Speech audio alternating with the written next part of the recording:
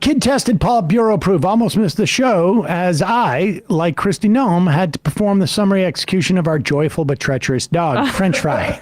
Her thirst for blood was obvious, but it was the Venezuelan spycraft that sealed her fate. I only regret using my lone RPG to make sure that the Republican vice presidential sweepstakes is off and running right now. And there's a couple of people who are vying for this. One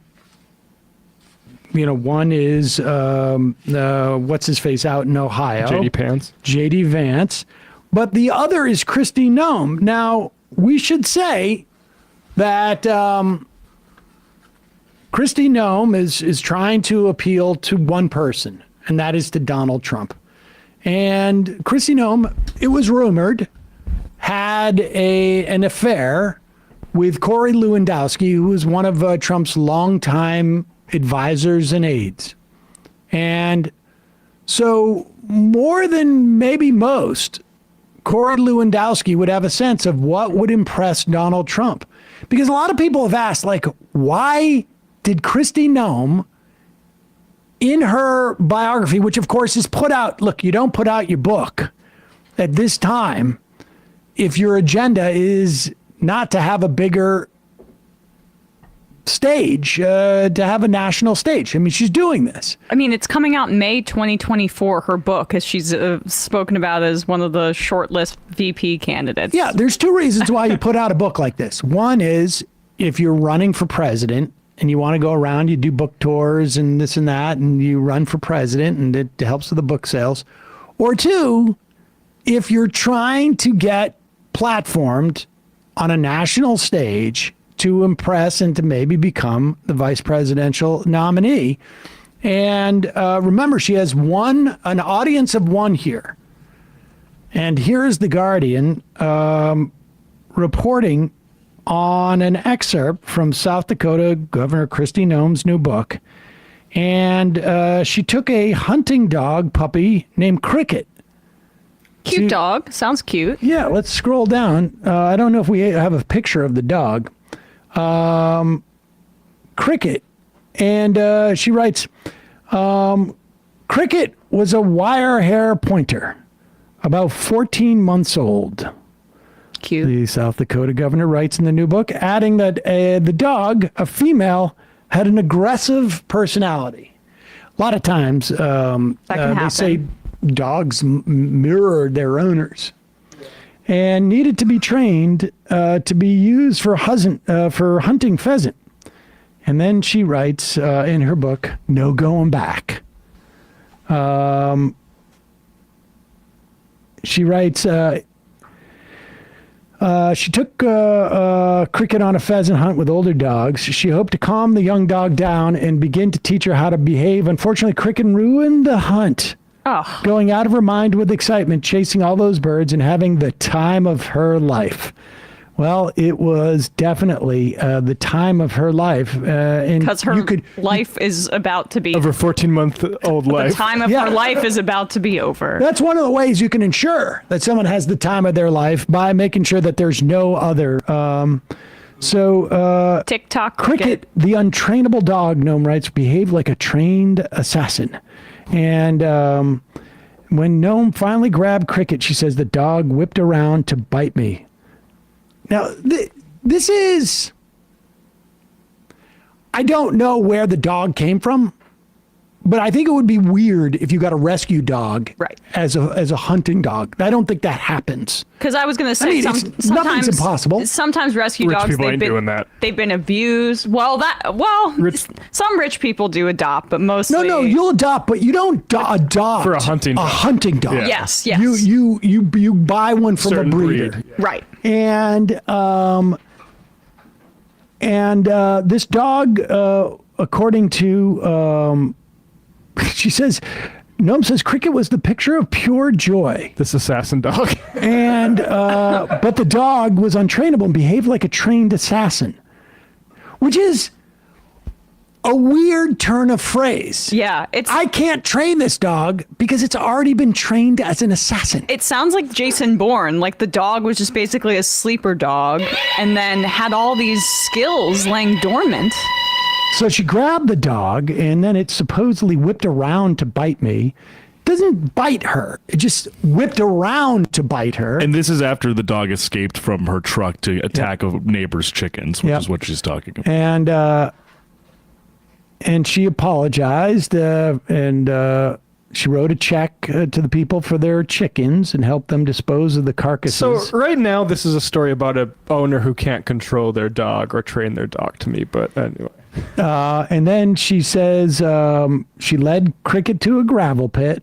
It was not a pleasant job, she writes, but it had to be done. And after it was over, I realized another unpleasant job needed to be done.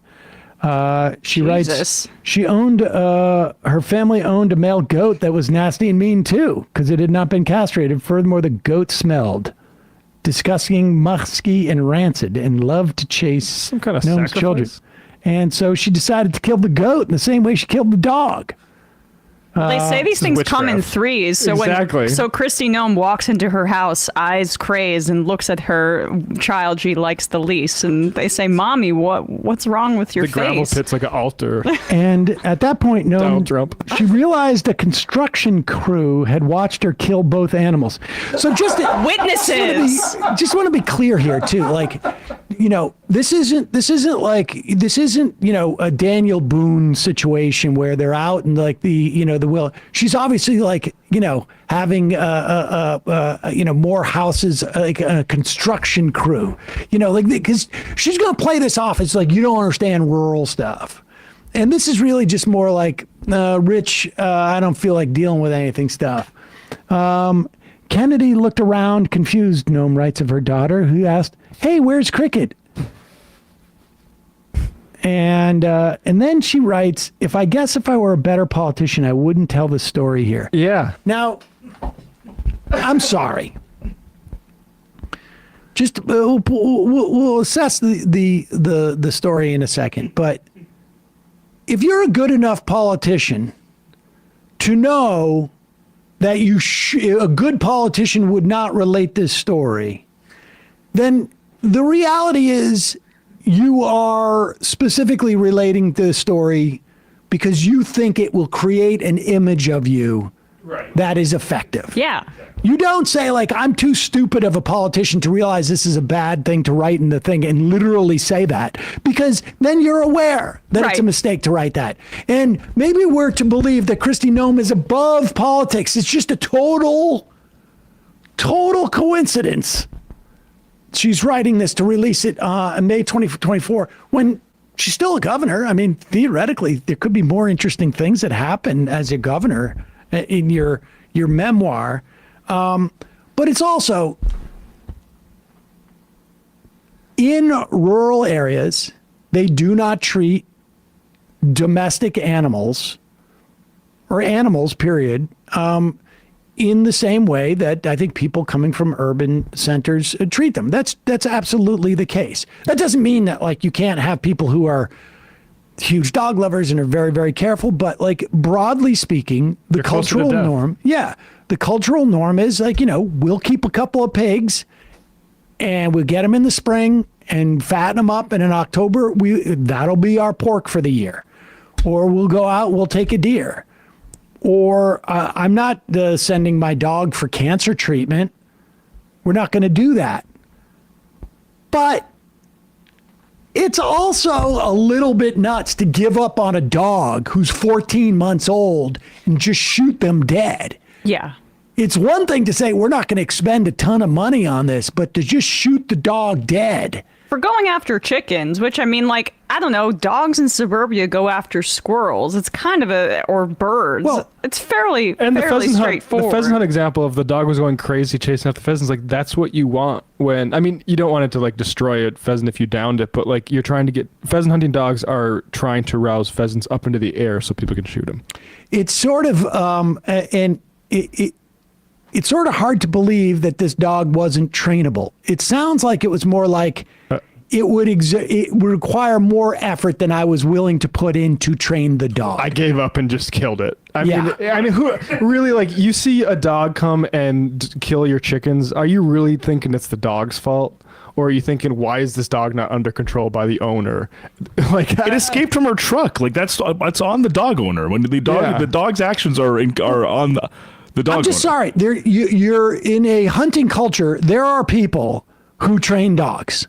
It really just comes down to like, I didn't want to expend the effort to have this dog trained. I didn't do it. Yeah. I didn't do it. I didn't want to expend the effort to have the dog trained. And this is just if we take what she says at face value. Yeah. Yeah, and I think so. To why she included it, your theory about trying to appeal to Trump, who famously hates dogs, is I think one of the only presidents in like decades to not have one. Right? Well, it's not just that. Here, put up her tweet. She's going to now basically explain what she was trying to project with this story. Pretending she wasn't playing politics and including it as a liability. So silly. She has an audience of one here. Yeah. I can understand why some people are upset about a 20-year-old story of cricket. That I'm telling now. that I'm telling now. Voluntarily. Right. That's the thing is you're an idiot for taking this 20-year-old story seriously, even though I put it in my memoir, which I'm releasing in 3 months. One of the working dogs at our ranch. In other words, it was just a working dog. It wasn't a pet dog. But you know what's weird about her daughter saying, "Hey, where's Cricket?" That 7-year-old is really attuned to all the working dogs there. Okay, that's possible. The book is filled with many honest stories of my life, good and bad days, challenges, painful decisions, and lessons learned.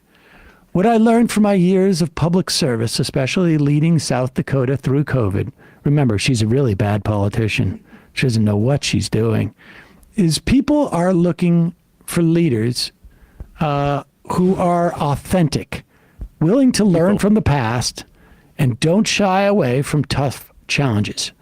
My hope is anyone reading this book will have an understanding that I always work to make the best decision I can for the people in my life.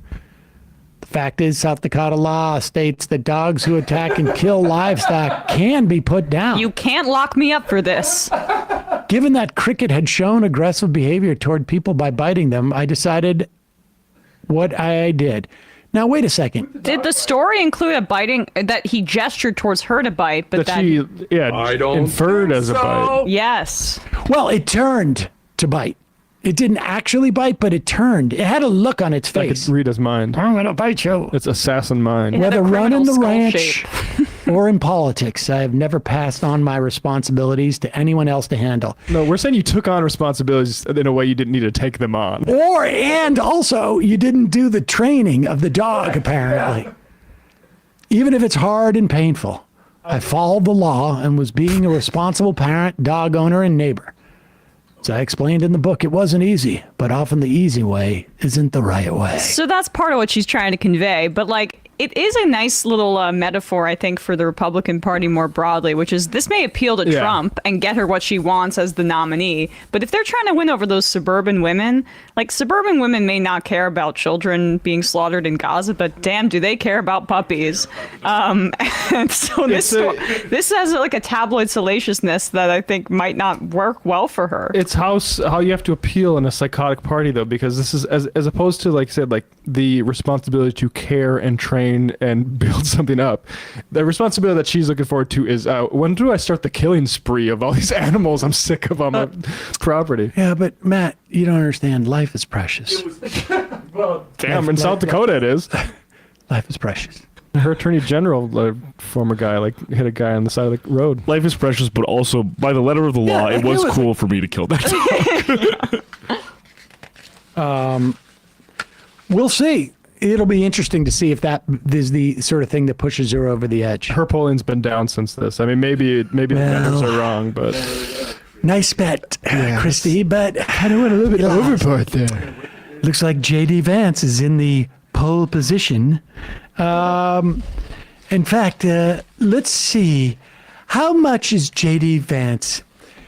I mean, I like that Christy was going to put into a book that she killed a dog. That as a pro in her column, but other people didn't like it, so that's a con in her column. How much is J.D. Vance going to prostate himself on my behalf? Let's see. I want to ask you about a New York Times piece, lengthy piece on you yesterday. Talked about your relationship to the Trumps. They talk about your evolution from calling him loathsome and an idiot to somebody who, frankly, is being floated as a VP pick to join his ticket. Here's a sample of that piece. David Frum, a Trump critic and a former speechwriter for President George W. Bush, who's known Vance for years, described the senator as an intelligent man with an extraordinary life story who has, quote, sunk to the depths of political degradation. Washington Post says you're going to the same negative place that you once criticized Trump for going. Now, he's not changed over the last few years. He's the same guy we've been knowing for a long time. So what's changed with you that you're okay with the behavior and you're supporting him and maybe joining his ticket? Well, Shana, look, the simple fact is the policies and the results were really there. We had low inflation, we had rising wages, and we had a world that wasn't on fire. And now after 4 years, 3 years of Joe Biden, we have rising inflation, a stagnating economy, and it seems like a crisis in every single sector of the world. If you can't look at the 4-year accomplishment of Donald Trump and say, from the perspective of 2015, I was wrong. I didn't think he would be a good president. He was a great president. That's not about, sinking to political degradation. That's looking at reality and recognizing that Donald Trump was a success. And I do think that, look, we have to make this point to a lot of Americans, including some who didn't vote for Donald Trump in 2020, that the results were good and we could have a growing economy and a peaceful world if we just bring back Donald Trump for round 2. Are you being vetted? Are you having... There you go. He's also getting in shape, I noticed, too, J.D. Vance. Can't get over I can't get over that. It looks like he wears eyeshadow. He does. He has that thing that guy from The Dark Knight has as well. But J.D. Vance once called Trump America's Hitler in a private message to one of his friends. That was before he got elected, obviously. So. Well, but I make the trains run on time. Yeah, that's right. Except with the policies. He was sending it to his former roommate. I guess this is kind of the way that Republicans degrade themselves too. Lindsey Graham did that. When he was running against Trump, people forget that guy actually thought he could be president at one point. He said Donald Trump was a xenophobic, Islamophobe, all this stuff, and now his tongue is black from licking Trump's boots. Vance is just America's Franz von Papen. Vice Chancellor. Nice. Well done. Ohio's an important state for him to win. I don't think that Ohio is that much of a challenge per se, but maybe he thinks that J.D. Vance can help him in Michigan or something to that effect. What does Kristi Noem offer? She's a 10. She's a 10. She's 10. Actually, 9.5 if she were blonde, it'd put her over the edge. Doesn't look enough like Ivanka. Deep state Chihuahua. I don't think prostate is a verb, Sam. Did I say prostate? Did I say prostate? That's funny. Sam's never going to get that straight. Prostrate is a verb. Yep. I just wanted to make sure you guys were listening. Special father. Hey, Sam, can we get a shofar for Southwest flight attendants, especially Susie, who finally got a union contract after 6 years of stagnation? Love you, left his best free Palestine. That's great. Congratulations.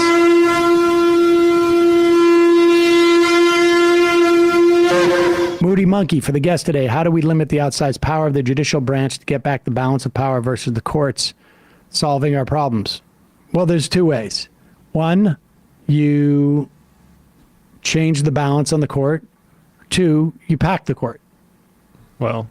Or three, there's actually a third option too. In the event that you have all three branches, if you have, I should say, the House and the Senate and the presidency, you can, for many things, limit the jurisdiction of the Supreme Court in certain statutes. That's one way you can do it.